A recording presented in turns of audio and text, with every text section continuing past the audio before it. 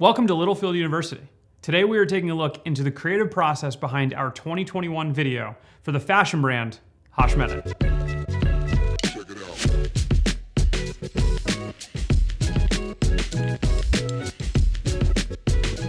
When the founder of HMETE came to us, it was just getting off the ground and really needed to build brand awareness.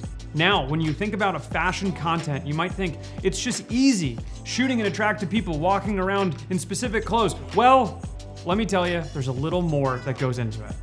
The story we decided to tell for HMETE ended up being the story of the company's founder. I'm gonna let the creative team here get into the nuts and bolts of the production, but let's first take a look at the final spot. I was working in finance and I was living in New York, and it was always such a struggle to find something that I could wear to work that was also good enough to wear after work. I had this one black dress that it was my go-to. It was good enough, like professional, but then it was also stylish. You can like dress it up or down or whatever you wanted to do, but that it was easy to wear. And I was trying to find something similar and couldn't, so a friend of mine, we were talking about it. I was like, man, how hard can it be? Like, why is no one doing this? And he goes, maybe you should do it. Hi, I'm HMETE. I'm the founder of the lifestyle brand HMETE. Yeah, it's a fashion brand that offers workwear that you can wear to work and after work.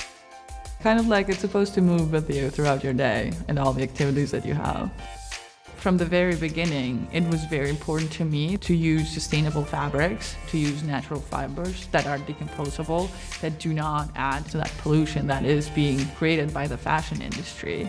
We also make sure that the designs are classic, that you have in your closet for a very long time.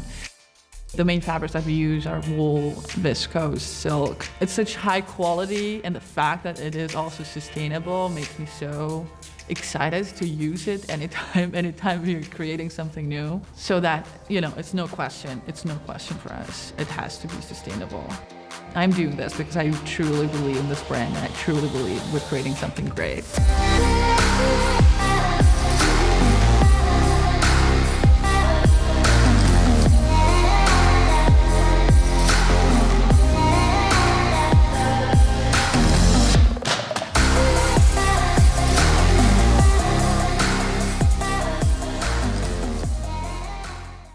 Hi, I am Tim Hill, and I am the director of the HMETE brand film.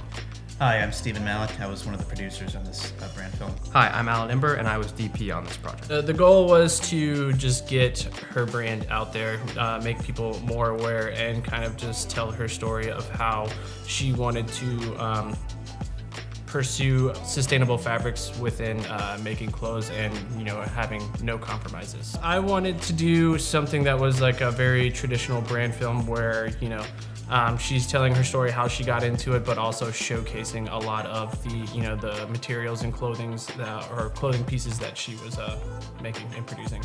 I wanted it to be more like a traditional fashion lookbook. If you see, look up a lot of stuff on Vimeo, you'll find a bunch of lookbooks where it's just models that are going through poses and the camera is panning up and down and just really showcasing the details of the clothing. And since this was her first really big push into the video world, I felt that was the appropriate thing to do, was to just really showcase all of her clothing. And I think something that was cool is we were able to do the traditional fashion style shoot with high energy and a lot of handheld movements into the actual clothing itself. Yeah. But what was cool is we also were able to tell her story and have her sit down and talk and make it more of a traditional story rather than just flashy push-ins and movements. Yeah, it was really nice. I think what was really cool too was being able to really draw this shoot out. We did it over the course of 3 months in 3 separate shoots. We shot twice in Charlotte and once in New York.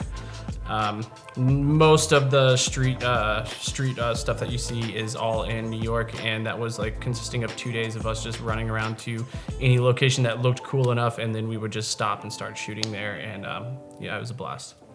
And that was another fun aspect of this shoot, was the fact that we were split between the cities of Charlotte and New York. So we spent some time walking around Charlotte trying to find spots that could kind of pass for New York.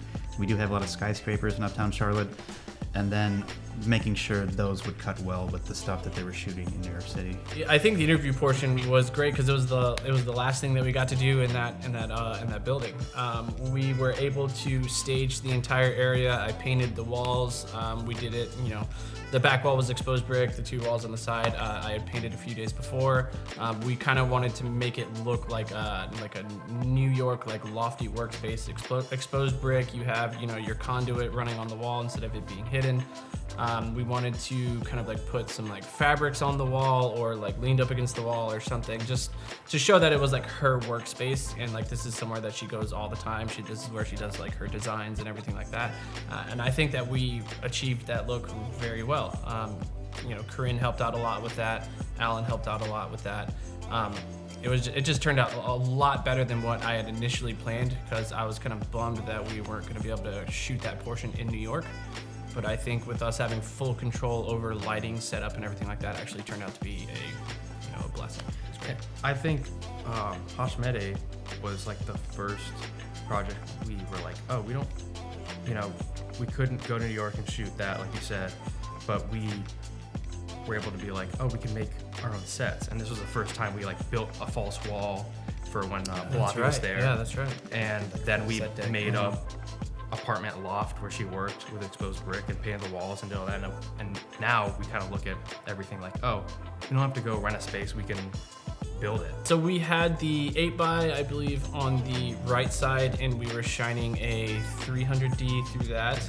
I think the greatest thing about that whole lighting setup was we had this back window that's out of frame, and at first I wanted a light to shine through the window, but Alan said that we could just hang it in the rafters.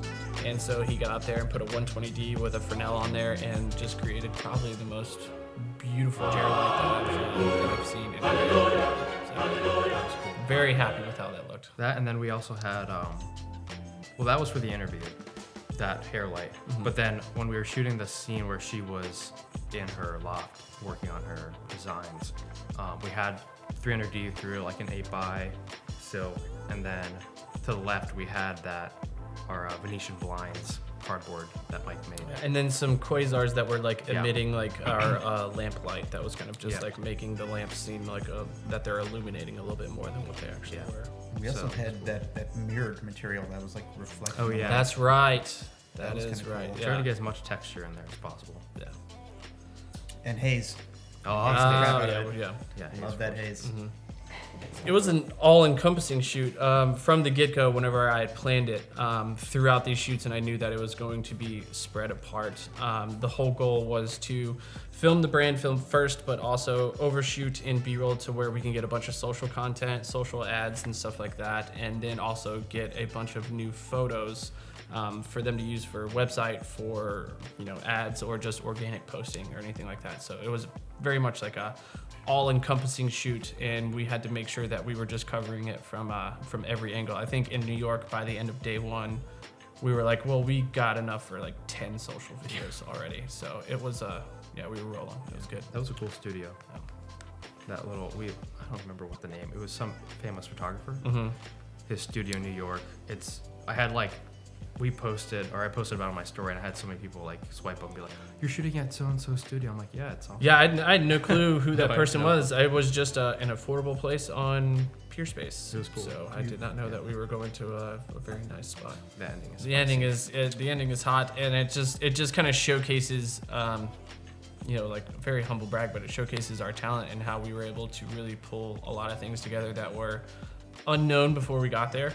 And it was just us being able, if we saw something, specifically Alan had this one camera movement that as soon as he did it, he showed it to me, and it was just as simple as him starting down low and just came up, and it whipped up, and that's what kind of starts right when the music gets kind of changes and gets very up tempo. And after seeing that, it was just kind of oh, this is gonna be a fire video. It's gonna be so good. That whole New York portion of the trip was awesome. Yeah. Till next time, guys. Stay classy. Peace. And we'll see you in the next one. To be honest, I'm slightly biased to this brand, as I am a partner, but let me tell you, it is the best material, focused on sustainability and eyeing classic styles for the modern woman. You heard it from the team that this was so much fun to shoot and run around the streets of New York City. We're excited to do it all over again and planning our next one, and probably out of the country. We'll be sure to bring you along for that journey as well. Let me know what your favorite part of the videos or a funny quote from the team by leaving a comment below. If you enjoyed the video, do us a favor. Give it a like, subscribe to the channel, and of course, hit the bell icon to get notifications when we post new videos. Thanks for watching, and we'll see you in class.